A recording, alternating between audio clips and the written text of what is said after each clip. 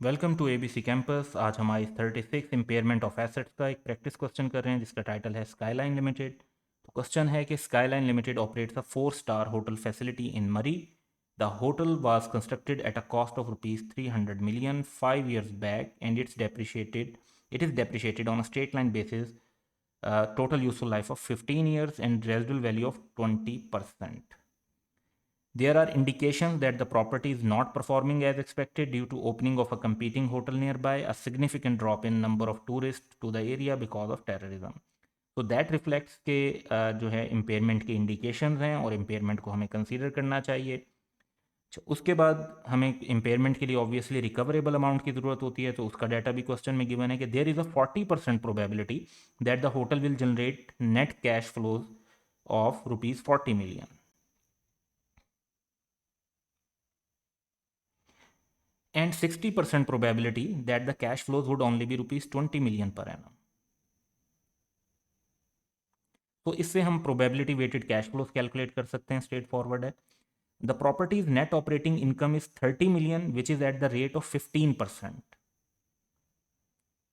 यानी प्रॉपर्टी की जो फेयर वैल्यू है उसका 15% जब लेते हैं तो 30 million आता है, तो इससे हम इसकी फेयर वैल्यू कैलकुलेट कर सकेंगे।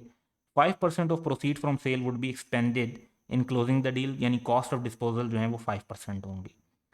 Calculate the impairment loss if appropriate discount rate is 10%। तो वैल्यू इन यूज जो यहाँ पर हमें कैश फ्लोज दिए हुए हैं उनकी वैल्यू इन यूज कैलकुलेट करने के लिए हमें प्रेजेंट वैल्यू लेनी है, तो उसके लिए डिस्काउंट रेट भी गिवन है। तो टिपिकल कैलकुलेशन हम अपनी स्टार्ट करते हैं। तो सबसे पहले तो हमें कैरिंग अमाउंट को ही जो है देखना चाहिए। तो सबसे पहले हम कैरिंग अमाउंट देखते हैं। तो कैरिंग अमाउंट में ये हमें पता है कि 300 मिलियन की कॉस्ट है और 20% उसमें रेजिडुअल वैल्यू है। तो रेजिडुअल वैल्यू 300 मिलियन का 20% 60 की। उसके बाद अगर हम एक्यूमुलेटेड डेप्रिसिएशन कैलकुलेट करते हैं, क्योंकि 5 ईयर्स हो चुके हैं एसेट को, तो 300 में से 60 निकाला ताकि डेप्रिशिएबल अमाउंट आ जाए, 15 से डिवाइड किया, एक साल की डेप्रिसिएशन, 5 से मल्टीप्लाई किया तो 5 ईयर्स की डेप्रिसिएशन आ गई हमारे पास 80। तो 300 में से अगर 80 माइनस कर देते हैं तो हमारे पास एसेट की कैरिंग अमाउंट आ जाती है, दैट इज 220 मिलियन। इसके बाद हमें कैलकुलेट करना है recoverable amount which is higher of value in use and fair value less cost of disposal. तो पहले वैल्यू इन यूज कैलकुलेट कर लेते हैं। तो वैल्यू इन यूज में जो हमें कैश फ्लोज दिए हुए हैं उसमें यह बताया हुआ है कि 40 मिलियन का चांस 40% है और 20 मिलियन का चांस 60% है। तो 40 मिलियन का 40% 16 मिलियन और 20 मिलियन का 60% 12 मिलियन। तो इस तरह हमारे पास प्रोबेबिलिटी वेटेड आउटकम आ जाता है। तो इन दोनों को जब हम टोटल करेंगे तो 28 मिलियन हमारे पास प्रोबेबिलिटी वेटेड कैश फ्लोज आ जाते हैं। अब हमें, क्योंकि remaining life total life 15 years है, तो 5 ईयर्स से 15 ईयर्स तक 10 ईयर्स का टाइम है, तो हमें 10 ईयर्स के लिए डिस्काउंट फैक्टर लेना है। उसके लिए हमें रेट 10% का गिवन है, तो हम ये फैक्टर भी ले सकते हैं। तो फैक्टर कैलकुलेट करने के लिए जो हमारा फार्मूला है वो हम यूज़ करेंगे। तो 1 minus 1.1 plus i raise to power minus n divide by i. जो आई जो है वो इंटरेस्ट रेट को रिप्रेजेंट कर रहा है और 10 ईयर्स हैं, और ये जो 10 है ये इंटरेस्ट रेट को रिप्रेजेंट कर रहा है जो 0.10 और 1.10 में। तो ये हम कैलकुलेशन करेंगे तो हमारे पास फैक्टर आ जाता है 6.145। तो ये फैक्टर हम मेंशन कर लेंगे। ये टेबल में से भी देख सकते हैं और कैलकुलेटर पे भी कैलकुलेट कर सकते हैं। तो कैलकुलेटर पे कैलकुलेट करना ज़रा ज़्यादा बेहतर रहता है, क्योंकि जहाँ पे पॉइंट्स के अंदर भी रेट्स हों वहाँ पर भी फिर आप कैलकुलेशन कर सकेंगे। Now present value is simply कि आप 28 मिलियन को इस फैक्टर के साथ मल्टीप्लाई कर दें। तो प्रेजेंट वैल्यू जब हम कैलकुलेट करते हैं तो वो हमारे पास 172 मिलियन आ रही है। दूसरी चीज़ हमें कैलकुलेट करनी है fair value less cost of disposal. जिस तरह हमने यहाँ पर डिस्कस किया कि ये बताया गया है कि 15% के रेट पर उन्हें 30 मिलियन की नेट ऑपरेटिंग इनकम हो रही है, विच मीन्स के जो फेयर वैल्यू है that would be 30 million divide by 15%। यानी इसको अगर आप इस तरफ ले जाएंगे तो 30 मिलियन डिवाइड बाय 15%, तो 200 मिलियन की फेयर वैल्यू है। 200 मिलियन का 15% लें तो 30 मिलियन की एनुअल इनकम हो रही है। उसके बाद जो 5% है वो डिस्पोजल कॉस्ट है, तो 200 का 5% बन जाता है 10 मिलियन। तो 200 में से 10 मिलियन निकालें तो 190 मिलियन। अब हमने वैल्यू न्यूज़ भी कैलकुलेट कर ली, fair value less cost of disposal भी कैलकुलेट कर ली। Recoverable amount is the higher of the two. तो हमारे पास जो हायर अमाउंट है वो 190 मिलियन की है, ये हम नोट कर लेते हैं। Now carrying amount is 220 million और रिकवरेबल अमाउंट इज़ 190 मिलियन। तो डेफिनेटली कैरिंग अमाउंट जो है वो एक्सीड कर रही है रिकवरेबल अमाउंट से। और कितने से एक्सीड कर रही है, 30 मिलियन से एक्सीड कर रही है, तो इतने का ही हम इम्पेयरमेंट लॉस रिकॉर्ड करेंगे। सो रिक्वायरमेंट भी ये थी कि कैलकुलेट करना है आपने इम्पेयरमेंट लॉस, तो स्टेप वाइज यहाँ पर हमने आपके लिए इसको ग्राफिकल रिप्रेजेंटेशन में प्रेजेंट किया है, लेकिन आप ये सारे स्टेप्स जो हैं, यानी आप इसको step wise part wise solve कर सकते हैं कि सबसे पहली कैलकुलेशन आप कैरिंग अमाउंट की कर लें, उसके बाद second calculation value in use की कर लें, then fair value less cost of disposal, then recoverable amount, और फिर फिफ्थ स्टेप पे इम्पेयरमेंट लॉस कैलकुलेट करके क्वेश्चन में बता दें। तो आप इनको स्ट्रेट फॉरवर्ड एक पेज के ऊपर जो है सिंगल पेज के ऊपर ये 1 to 5 स्टेप सॉल्व करके भी एग्जाम के अंदर रिफ्लेक्ट कर सकते हैं।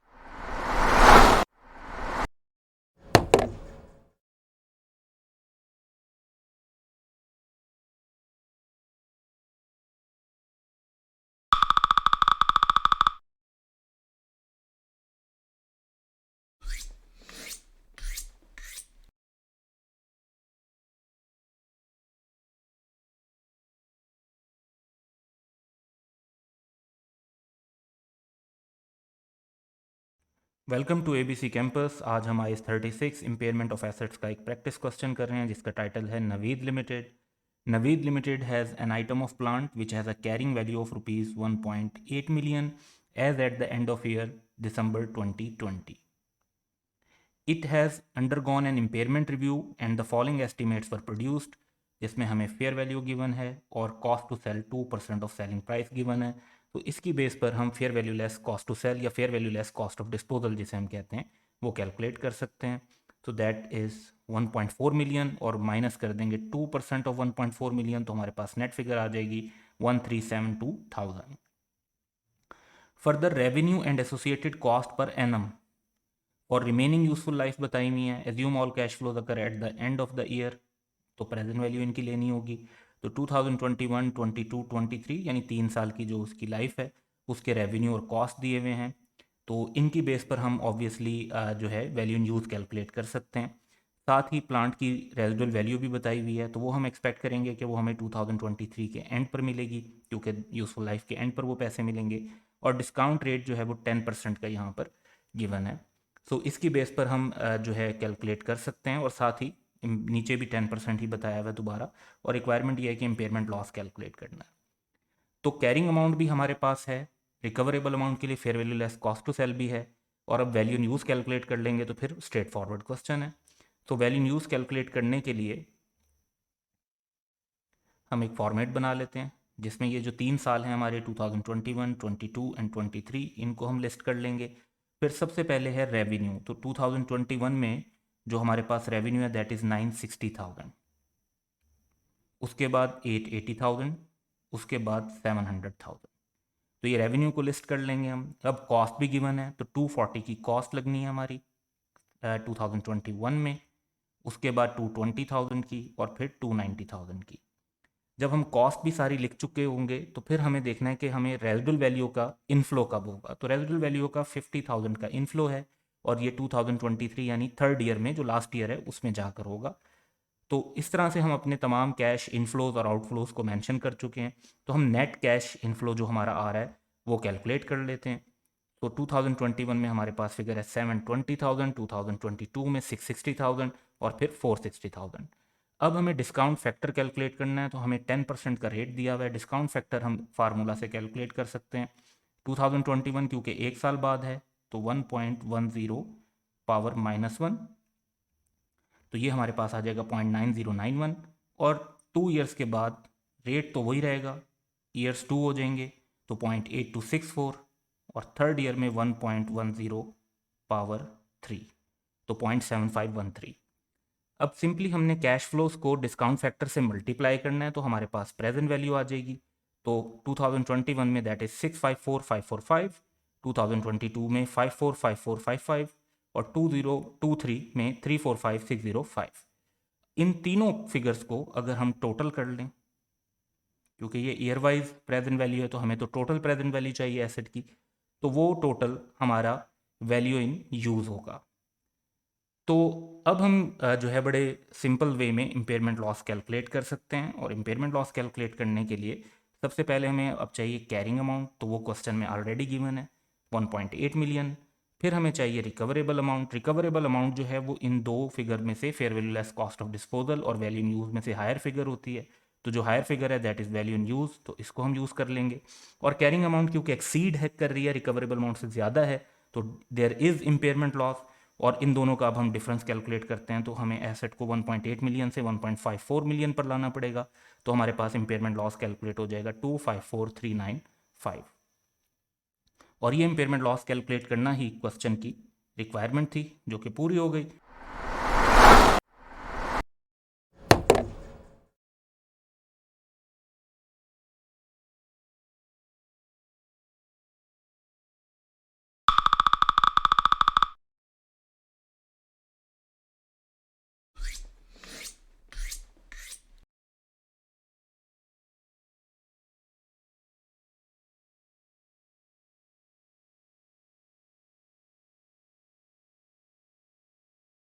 Welcome to ABC campus. आज हम आइस 36 इम्पेयरमेंट ऑफ एसेट का एक पास्ट एग्जाम कर रहे हैं आटम 2018 से, और इसका टाइटल है Apricot Pakistan limited.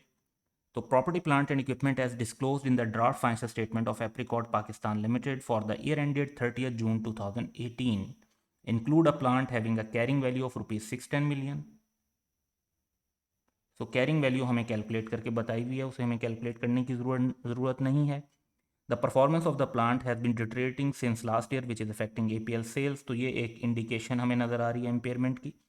Following information estimate relate to the plant for the year ending 30 June 2019। तो नेक्स्ट ईयर के एस्टिमेट्स हमें गिवन है, जिसके अंदर सेल ऑफ प्रोडक्ट से कितने पैसे आएंगे, ऑपरेशनल कॉस्ट कितनी लगेंगी, और भी काफ़ी अमाउंट दी गई हैं। तो इनको हम वन बाय वन कंसीडर करेंगे सोल्यूशन बनाते वक्त कि कौन सी अमाउंट्स को हमें कंसीडर करना चाहिए और कौन सी को नहीं करना चाहिए।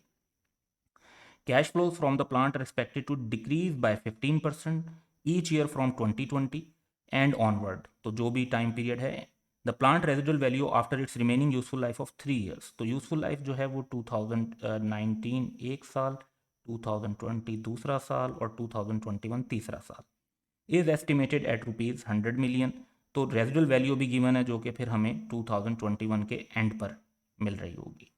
तो ये कुछ हमें इंफॉर्मेशन वो दी हुई है जिसकी बेस पर हम वैल्यू इन यूज़ कैलकुलेट कर सकते हैं। बाकी देखते हैं question. An offer has been receive to buy the plant immediately for ₹570 million.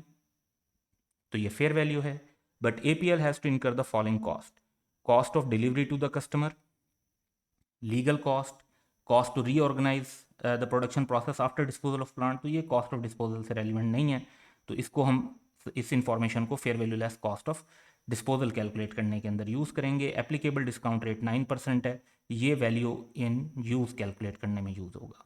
So calculate the amount of impairment loss if any on plant for the year ended 30 June 2018। तो ये question की requirement है कि हमने impairment loss calculate करना है। Carrying amount given है, recoverable amount में दोनों जो अमाउंट्स होती हैं, value in use and fair value less cost of disposal, दोनों को कैलकुलेट करने के लिए हमें इन्फॉर्मेशन गिवन है। सो हम ये कैलकुलेशन स्टेप वाइज करके फाइंड आउट कर सकते हैं कि इम्पेयरमेंट लॉस है या नहीं है, और अगर इम्पेयरमेंट लॉस है तो उसकी एग्जैक्ट अमाउंट क्या है। सो इसको स्टार्ट करते हैं।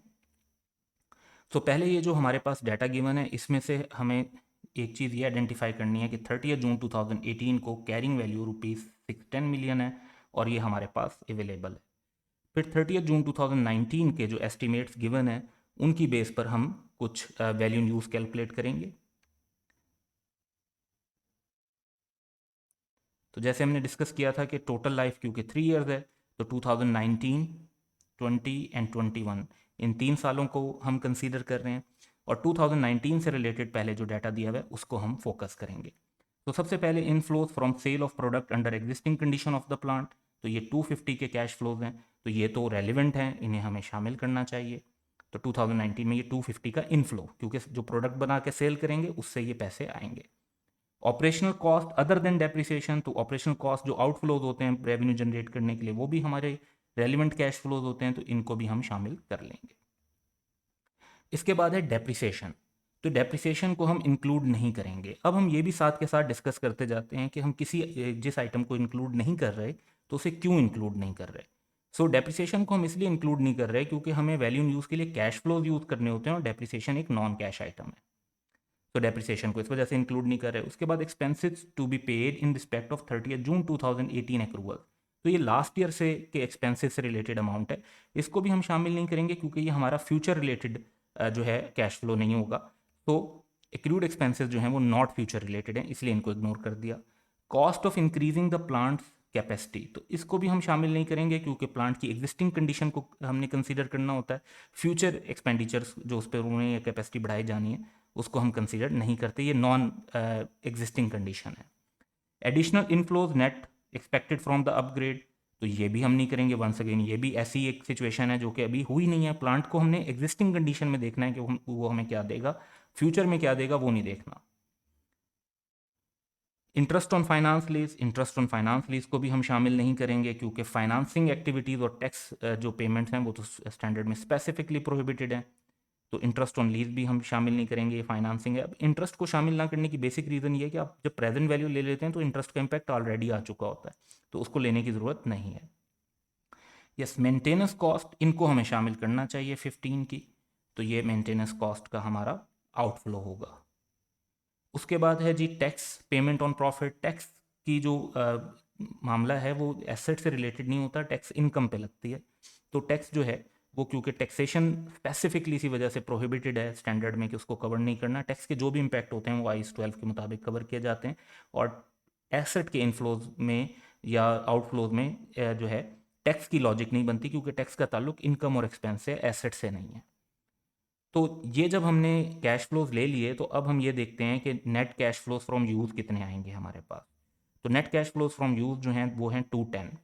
अब साथ ही क्वेश्चन में ये बताया हुआ है कि ओवर द ईयर्स फिर डिक्रीज होगा 15% का 2020 से ऑनवर्ड, तो 2020 में भी और 2020 से ऑनवर्ड भी। तो 2020 में हम अब 210 ये जो हमारे पास अमाउंट थी इसका 85% लेंगे, यानी 15% कम कर देंगे, तो 178.5। और इससे अगले साल में फिर 178.5 का 85% लेंगे, तो वो हमारे पास आ जाएगा 151.73। साथ ही हमें ये बताया हुआ है कि 100 मिलियन की रेजिडुअल वैल्यू है जो एंड ऑफ यूजफुल लाइफ पर मिलेगी, तो वो भी 2021 के अंदर हमें मिलेगा अल्टीमेट डिस्पोजल से इनफ्लो। तो जब हमें ये सारे इनफ्लोज पता चल जाते हैं और आउटफ्लोज पता चल जाते हैं तो हम net cash inflows outflows calculate कर लेंगे। तो 2019 की फिगर तो 210 ही है 178.5 और ये 251.73। और अब हमें डिस्काउंट फैक्टर कैलकुलेट करना है। तो क्वेश्चन में 9% का डिस्काउंट फैक्टर हमें दिया हुआ है, तो हमें जो फार्मूला यूज़ करना है फर्स्ट ईयर के लिए -1, फिर सेकेंड ईयर के लिए -2 और फिर थर्ड ईयर के लिए -3। सो ये हम डिस्काउंट फैक्टर कैलकुलेट कर लेते हैं। सो 0.9174, 0.8416 एंड 0.7720। अब जो हमारे पास नेट कैश फ्लोज की अमाउंट है उनको डिस्काउंट फैक्टर से मल्टीप्लाई करेंगे तो हमारे पास प्रेजेंट वैल्यूज आ जाएंगी 192.6, 150.2, 194.38। और हमें इंडिविजुअल ईयर की जो है वो प्रेजेंट वैल्यू नहीं चाहिए, हमें इनका टोटल चाहिए। तो इन फिगर्स को हम टोटल कर लेंगे,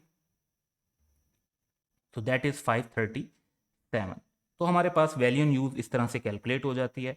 और अब हम नेक्स्ट स्टेप पे चलते हैं। तो नेक्स्ट स्टेप में हमें यह बताया हुआ है कि an offer has been receive to buy the plant immediately for ₹570 million, but APL has to incur the following cost. Cost of delivery, ये तो डिस्पोजल करेंगे तो डिलीवर करना पड़ेगा, लीगल कॉस्ट भी लगानी पड़ेगी। Cost of reorganisation the production process after disposal of plant, तो ये डिस्पोजल करने के लिए ज़रूरी नहीं है, डिस्पोजल के बाद आपको अपने बिजनेस को जैसे रीऑर्गेनाइज करना उसके लिए ये ज़रूरी है, तो ये कॉस्ट रेलिवेंट नहीं होगी। तो अकॉर्डिंगली हम fair value less cost of disposal calculate कर लेते हैं।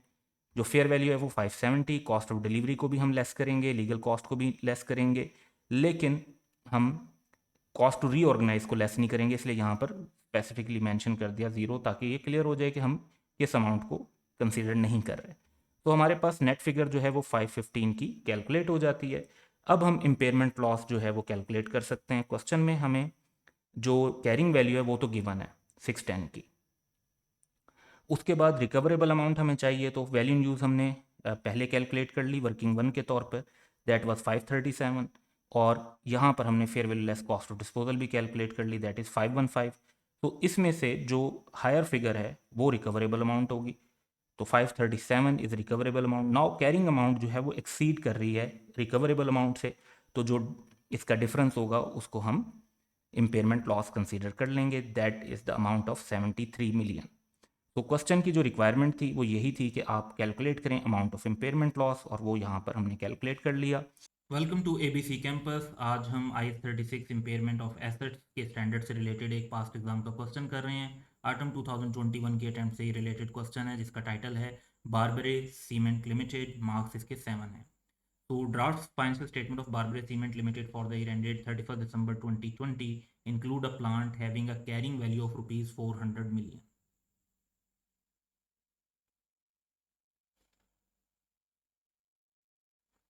Due to technological change, the remaining useful life of the plant has been reduced to 4 years, यानी 2021, 22, 23 and 2024. Following information has been gathered for impairment testing of the plant, जिसमें हमें first information में कुछ inflows का बताया हुआ है, second में आउटफ्लोज का बताया हुआ है। तो इनको ये वैल्यू यूज में यूज होंगे। थर्ड के अंदर जो है हमें BCL के net profit subject to income tax बताए हुए हैं। टैक्स के जो कैश फ्लोज हैं वो हम अपने कैश फ्लो के एस्टिमेट में कंसीडर नहीं करते, तो इस इन्फॉर्मेशन को इग्नोर कर देंगे। फिर depreciation on plant is calculated using straight line method. तो डेप्रिसिएशन हमारे कैश फ्लोज में यूज नहीं होती। कैरिंग अमाउंट के लिए हम डेप्रिसिएशन को यूज करते हैं, लेकिन कैरिंग अमाउंट हमें ऑलरेडी क्वेश्चन में ऊपर 400 मिलियन की गिवन है, तो हमें डेप्रिसिएशन की भी कोई ज़रूरत नहीं है चार्ज करने की। फिर है कि प्लांट की net disposal proceeds eight the end of useful life estimate हुई है 100 मिलियन, ये भी वैल्यू यूज में यूज हो जाएगा। फिर हमें pre tax and post tax discount rate दिए हुए 12% एंड 9.6% के, क्योंकि हम कैश फ्लो के अंदर भी टैक्स को नहीं लेते, तो हमें जो डिस्काउंट रेट लेना होता है वो भी प्री टैक्स लेना होता है। आई थिंक पैराग्राफ 51 या 55 है IS 36 का, जिसके अंदर ये पॉइंट डिस्कस हुआ है। एग्जैक्ट मुझे याद नहीं है, लेकिन इनमें से ही कोई एक पैराग्राफ है। अच्छा, 12% जो है वो हमारा रेट हम यूज़ करेंगे, पोस्ट टैक्स को हम यूज़ नहीं करेंगे। तो 9.6% को इग्नोर कर दें, 12% को लेंगे। उसके बाद सेवन्थ इन्फॉर्मेशन है कि G technologically advance plant with similar capacity can be purchase at rupees 350 million. ये रिप्लेसमेंट कॉस्ट है, इम्पेयरमेंट की कैलकुलेशन में ये रेलिवेंट नहीं होती, क्योंकि ये तो एक और एसेट खरीदेंगे तो वो कितने का होगा, इस एसेट की फेयर वैल्यू नहीं है ये। BCL has received an offer to buy the existing plant for rupees 250 million, ये इसकी फेयर वैल्यू ली जा सकती है। BCL will have to incur shipping cost of 7 million to dispatch the existing plant to the purchaser। तो ये एक incremental cost है कि जो डिस्पोजल की वजह से ही इनकर होगी, अगर डिस्पोजल ना करें तो ये कॉस्ट नहीं लगेगी, तो ये कॉस्ट टू सेल है। तो ये आखिरी जो इन्फॉर्मेशन है ये हमें basically fair value less cost to sell calculate करने में हेल्प करेगी। क्वेश्चन की रिक्वायरमेंट ये है कि कंप्यूट करना है इम्पेयरमेंट लॉस 31 दिसंबर 2020 में, जिसकी हमें कैरिंग अमाउंट ऑलरेडी गिवन है। तो आंसर को डेवलप करते हैं।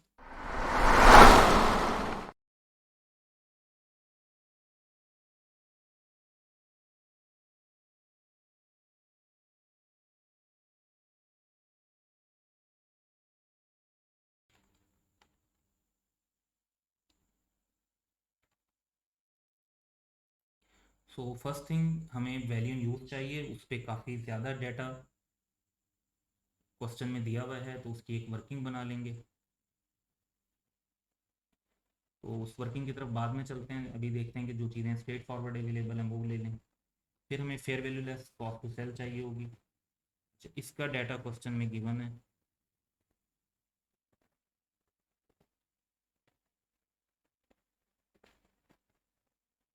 250 मिलियन और 7 मिलियन की कॉस्ट टू सेल है।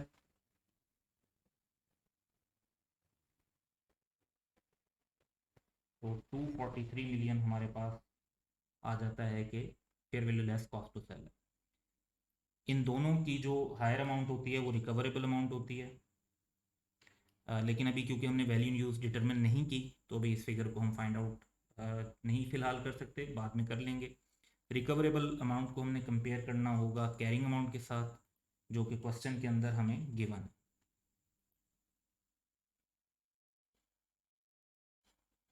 400 मिलियन।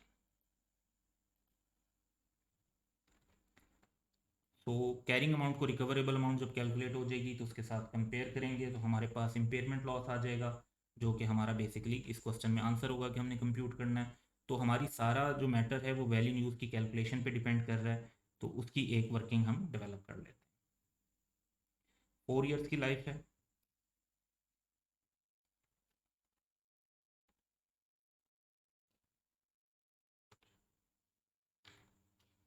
तो 2021, 2022, 2023, 2024 4 ईयर्स के अराउंड हम जो है कैश फ्लोज को कंसीडर करेंगे। अब वन बाय वन सारी इंफॉर्मेशन जो है वो कंसीडर करते जाते हैं। सबसे पहले inflows from sale of product to be manufactured by the plant for the year 2021 are estimated at rupees 200 million. The inflows are subject to 10% decrease in each subsequent year, यानी हर साल 10% कम होता जाएगा ड्यू टू डिक्लाइनिंग डिमांड। तो इसको हम जो है inflows को इनकॉर्पोरेट कर लेते हैं। तो हमने इनफ्लोज लेने हैं और 2021 में वो एस्टिमेटेड हैं 200 मिलियन के, फिर 10% कम कर देंगे यानी 200 का 90% ले लें तो वो आ जाएगा आपके पास 180। उसका 180 का 90% ले लें 162, और 162 का 90% ले लें तो 145.8। ये बेसिकली हम 90% क्यों ले रहे हैं, क्योंकि 10% से हमारे इनफ्लोज डिक्रीज होने हैं। उसके बाद आउटफ्लोज दिए हैं। Outflows from operational cost for 2021 are estimated at rupees 80 million. These outflows would increase by 5% in each subsequent year despite decline in demand due to inflation and increase in plants wear and tear. तो आप कह रहे हैं कि demand कम होगी तो वैसे कुछ कॉस्ट भी कम हो जाती है, जो वेरिएबल कॉस्ट होती है, लेकिन कुछ फिक्स कॉस्ट भी आपकी होगी वो तो बढ़ेगी, फिर इन्फ्लेशन की वजह से भी बढ़ रही है, और फिर आपकी जो वेयर एंड टीयर है क्योंकि रिपेयर एंड मेंटेनेंस ज़रा ज़्यादा होगी प्लांट की, तो उसकी जो कैश फ्लोज हैं वो लग रहे होंगे। तो इस वजह से 5% पे इंक्रीज लेना है। तो आउटफ्लोज इंक्रीज बाय 5% करने 2021 में एस्टिमेट है 80 का, फिर 80 का 105% ले लेंगे यानी 5% ऐड कर 84 आ जाएगा, 84 का 105% ले लेंगे 88.2 आ जाएगा, 88.2 का 105% ले लेंगे तो वो हमारे पास 92.6 बना। फिर इंफॉर्मेशन 3 और 4 जैसे हमने पहले डिस्कस की थी कि ये इररेलेवेंट है कैलकुलेशन में। इंफॉर्मेशन 5 देखते हैं। The plants net disposal proceeds eight the end of useful life is estimated at rupees 100 million, यानी ये कैश फ्लो 100 मिलियन का अल्टीमेट डिस्पोजल की प्रोसीड जो हमें होंगी वो 2024 के एंड पर होंगी।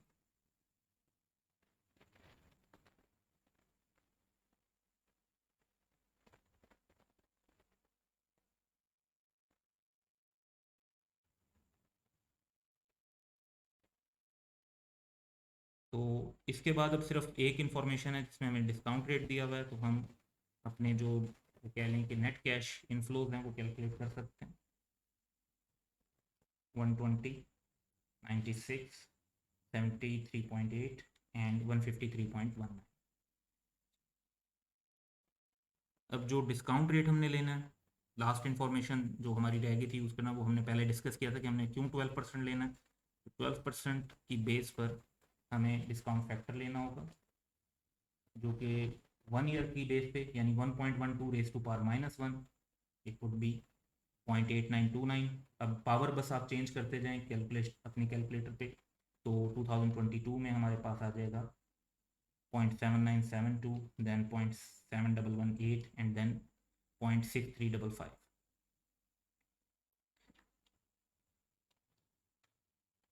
तो नेट कैश इनफ्लोज को मल्टीप्लाई करेंगे डिस्काउंट फैक्टर के साथ तो हमारे पास आ जाएगी प्रेजेंट वैल्यू। तो 120 मल्टीप्लाइड बाय 0.8929, 107.14। सिमिलरली 2022 में, 2023 में और 2024 में हम ये कैलकुलेशन कर लेंगे। अब अगर हम इन चारों वैल्यूज़ को कंबाइन कर लेंगे तो हमारे पास एक टोटल फिगर आ जाएगी जो कि हमारी value in use, that is 333.56। ये हम अपनी वैल्यू इन यूज मेंशन कर लेंगे। अगर हम अब कंपेयर करें वैल्यू इन यूज को और fair value less cost to sell को, तो इन दोनों में से जो हायर है वो वैल्यू इन यूज है, तो वही हमारी रिकवरेबल अमाउंट होगी 333.56। इम्पेयरमेंट लॉस कैलकुलेट करना है क्योंकि कैरिंग अमाउंट ज़्यादा है, तो जितने से ज़्यादा है उतने से ही हमारा इम्पेयरमेंट लॉस होगा। तो 400 में से हम रिकवरेबल अमाउंट माइनस कर देते हैं तो एक्सेस हमारे पास आ जाएगा, दैट इज़ 66.44 मिलियन। तो ये इस क्वेश्चन की रिक्वायरमेंट थी कि हमने इम्पेयरमेंट लॉस जो है वो कंप्यूट करना है, यानी सिर्फ कैलकुलेट करना है, कोई एंट्रीज या एक्सट्रैक्ट्स की रिक्वायरमेंट नहीं है। तो कंप्यूटेशन जो है वो हमारी कंप्लीट हो गई।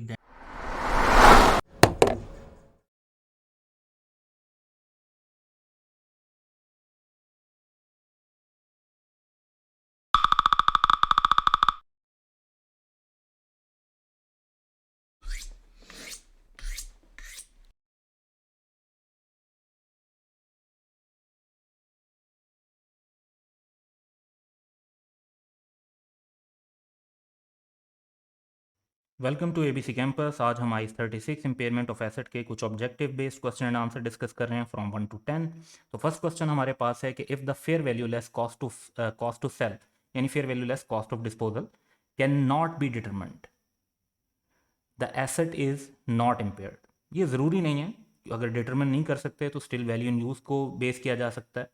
सो बेसिकली रिकवरेबल अमाउंट से कंपेयर करना होता है और इम्पेयरमेंट के लिए, और recoverable amount is higher of value in use and fair value less cost to sell. और जब एक वैल्यू मालूम ना हो तो जो दूसरी वैल्यू है उसी को रिकवरेबल अमाउंट कंसीडर किया जा सकता है। सो बी ऑप्शन जो है कि recoverable amount value in use होगी, ये करेक्ट है। इसके बाद है net realisable value is use. Net realisable value inventory के लिए यूज होती है, इंपेयरमेंट के लिए यूज नहीं होती। Carrying value of the asset remains the same, नहीं वो सेम नहीं रहती, क्योंकि फिर अगर वैल्यू इन यूज लोअर होगी तो फिर रिकवरेबल अमाउंट पे राइट डाउन करना पड़ेगा, इंपेयरमेंट चार्ज करनी पड़ेगी। So B option is correct. Next question 2 है, which two of the following could be an indication that an asset may be impaired according to IS 36 impairment of assets? So decrease in market interest rate। अब market interest rate में जब decrease होता है तो इससे तो present value बढ़ जाती है, तो इससे एसेट की वैल्यू बढ़ेगी, तो ये इंडिकेशन ऑफ इम्पेयरमेंट नहीं हो सकती। इसी तरीके से increase in market value of asset, asset की वैल्यू बढ़ जाए तो इंपेयरमेंट के चांसेस तो बहुत कम हो जाएंगे, उल्टा ज़्यादा होने के बजाय, तो ये इंडिकेशन ऑफ इंपेयरमेंट नहीं है, ये रादर रिवर्सल ऑफ इंपेयरमेंट की इंडिकेशन बनती है, तो ये भी इंडिकेशन नहीं है। डैमेज कास्ट टू एसेट, ये एक ऐसा सिनेरियो है जिसमें हम कह सकते हैं कि डैमेज की वजह से एसेट की वैल्यू डिक्लाइन कर जाएगी, तो इंपेयरमेंट हो सकती है। इसी तरीके से management intention to reorganise the business, तो मैनेजमेंट जब बिजनेस को रीऑर्गेनाइज करती है तो समटाइम कुछ एसेट्स ऐसे होते हैं जिनका यूजेज बढ़ जाएगा, कुछ एसेट्स ऐसे होंगे जिनका यूजेज कम हो जाएगा, तो एसेट का यूजेज कम होने से उसकी जो वैल्यू है वो कम हो सकती है, और जो वैल्यू इन यूज है उस पर इम्पैक्ट पड़ सकता है एडवर्स, तो ये भी एक वैलिड रीज़न हो सकती है इम्पेयरमेंट की। तो इंडिकेशन के परस्पेक्टिव से हमारे जो लास्ट 2 पॉइंट्स हैं वो आंसर होंगे।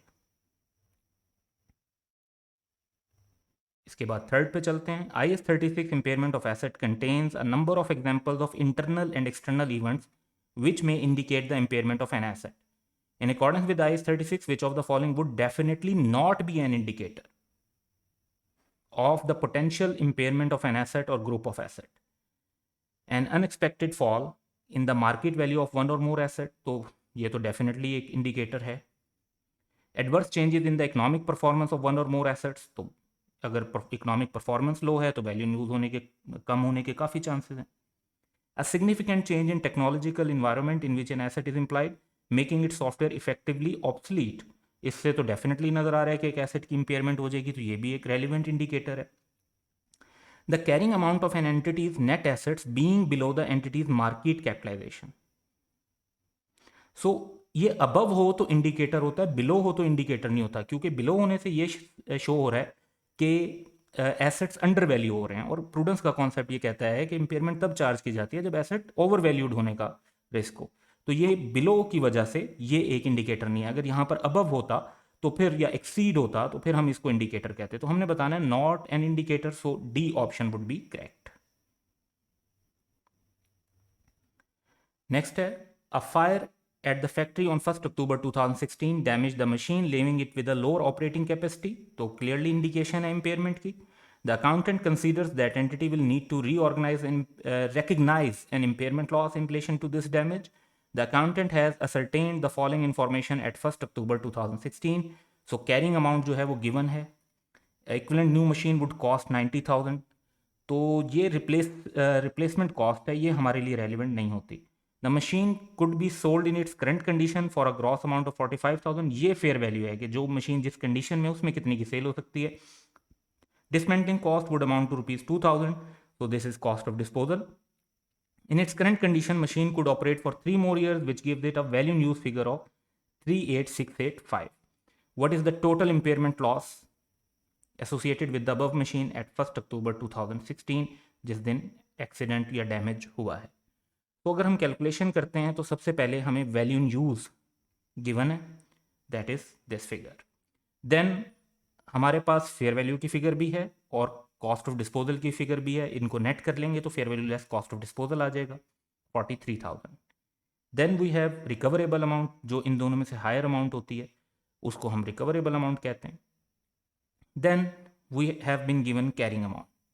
तो carrying amount clearly recoverable amount से ज़्यादा है, एक्सीड कर रही है, so there is impairment loss as the difference between these two figures.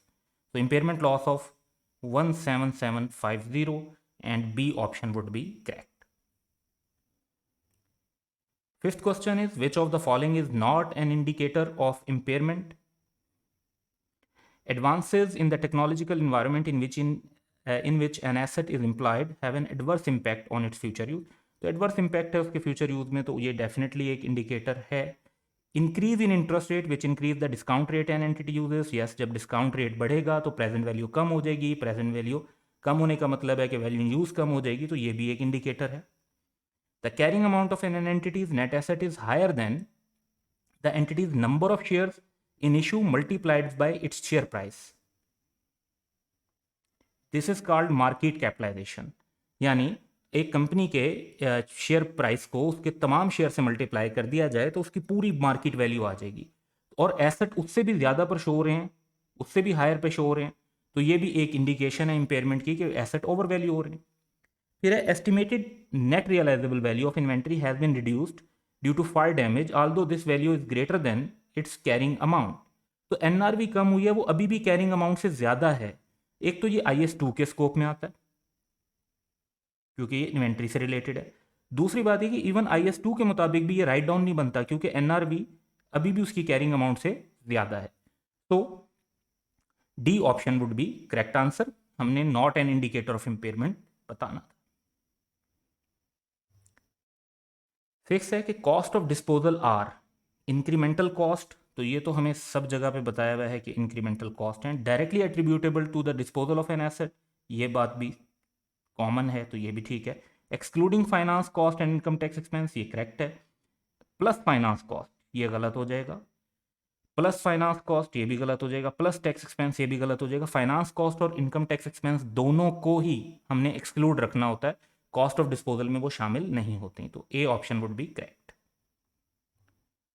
Seventh है, an asset is impaired if its carrying amount equals the amount to be recovered through use. Equal नहीं, अगर उसकी carrying amount exceed करती है तो equal नहीं, exceed जो है वो करेक्ट होगा. The amount to be recovered exceed, तो रिकवरेबल अमाउंट एक्सीड करती है फिर तो कैरिंग अमाउंट लो हो गई, तो ये भी गलत हो जाएगा. If it has been damaged, yes damage होना जो है उसकी वजह से इम्पेयरमेंट हो भी सकती है और इम्पेयरमेंट नहीं भी हो सकती. डैमेज जब होता है कोई एसेट तो ये इंडिकेशन ऑफ इम्पेयरमेंट होता है, इसके बाद एसेट को इम्पेयरमेंट के लिए टेस्ट किया जाता है. हो सकता है हम टेस्ट करें और उसके डैमेज के बावजूद वैल्यू में इतनी ज़्यादा कमी ना आई हो कि उसकी कैरिंग अमाउंट एक्सीड कर रही हो. सो डैमेज होने से कंफर्म नहीं होता कि लॉस होगा या नहीं होगा, तो B option is the correct one. Eighth है, वैल्यू इन यूज का मतलब क्या है. Value in use market value नहीं, fair value is mostly market value, but value in use is not that concept. The discounted present value of future cash flow arising from use of the asset and from its disposal, ये definition है value in use की, ये correct option होगा. Higher of assets fair value less cost to sell and its market value, तो no, this is incorrect statement altogether. Recoverable amount higher होती है लेकिन वो भी कंपैरिजन होता है वैल्यू इन यूज के साथ. Amount at which an asset is recognise in the statement of financial position, this is called carrying amount, तो ये भी गलत ऑप्शन है. तो सही ऑप्शन हमारे पास सिर्फ है बी. नाइन्थ है, IS36 apply to which of the following asset. Inventories पर तो अप्लाई नहीं होता क्योंकि इन्वेंट्रीज पर IS2 अप्लाई होगा. Financial assets including property plant and equipment and intangible asset, ये स्टेटमेंट तो कॉन्सेप्चुअली भी गलत है क्योंकि प्रॉपर्टी प्लांट एंड इक्विपमेंट और इंटेंजिबल एसेट फाइनेंशियल एसेट ही नहीं है, और फाइनेंशियल एसेट्स जो होते हैं उन पर IFRS 9 अप्लाई होता है. एसेट्स हेल्ड फॉर सेल पर IFRS 5 अप्लाई होता है. So property plant and equipment और इंटेंजिबल एसेट और इसके अलावा गुडविल के ऊपर IS36 अप्लाई होता है, तो this is most appropriate answer. 10th है, in accordance with IS36 impairment of asset which of the following statements are true. तो we have been given 3 statements और हमने आइडेंटिफाई करना है कि कौन कौन सी स्टेटमेंट करेक्ट है. An impairment review must be carried out annually on all intangible asset, ये स्टेटमेंट इनकरेक्ट है. उसकी वजह यह है कि इंटेंजिबल एसेट जो not yet available for use हो, उसके ऊपर भी इम्पेयरमेंट रिव्यू एनुअल होता है, या ऐसा इंटेंजिबल एसेट जिसकी यूजफुल लाइफ इनडेफिनेट हो। बाकी इंटेंजिबल एसेट्स पर सिर्फ तब इम्पेयरमेंट होती है जब इंडिकेशन हो, तो एनुअली सब पे रिक्वायरमेंट नहीं है, ये स्टेटमेंट गलत हो जाती है। If the fair value less cost to sell of an asset exceeds the carrying amount, तो इसका मतलब है इंपेयरमेंट हुई नहीं है, there is no need to calculate a value in use. जब एक वैल्यू कैरिंग अमाउंट से ज्यादा हमारी कैलकुलेट हो जाती है तो दूसरी अमाउंट कैलकुलेट करने की जरूरत नहीं होती, ये स्टेटमेंट करेक्ट है। Impairment is charged to the statement of profit or loss, yes, unless it reverses a gain that has been recognized in equity, in which case it is offset against the revaluation surplus. तो ये भी आई 36 के मुताबिक और आई 16 दोनों के मुताबिक correct statement है कि इम्पेयरमेंट को प्रॉफिट और लॉस में चार्ज करते हैं, लेकिन अगर उस एसेट से रिलेटेड रिवैल्यूएशन सरप्लस का बैलेंस हो तो पहले रिवैल्यूएशन सरप्लस के अगेंस्ट एडजस्ट करते हैं, रिमेनिंग लॉस प्रॉफिट और लॉस में रिकॉर्ड होता है। So as per this statement 2 and 3 सिर्फ करेक्ट है, जो फर्स्ट स्टेटमेंट है वो करेक्ट नहीं है। So that's all for today. Have a good day.